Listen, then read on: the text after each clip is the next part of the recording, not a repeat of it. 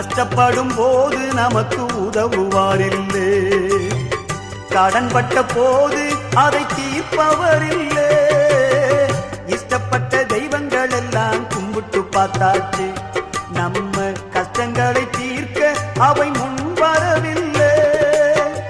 உலகத்தில் தெய்வங்கள் உண்டென்று சொல்வதெல்லாம் சும்மாங்க, இயேசு கிறிஸ்து ஒருவரே மெய்யான தெய்வமுங்க.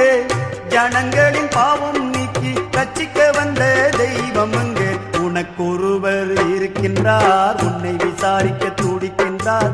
உன்னையும் என்னையும் இயேசு நேசிக்கிறார், உன்னை உள்ள கைகளில் வரைந்திருக்கிறார்.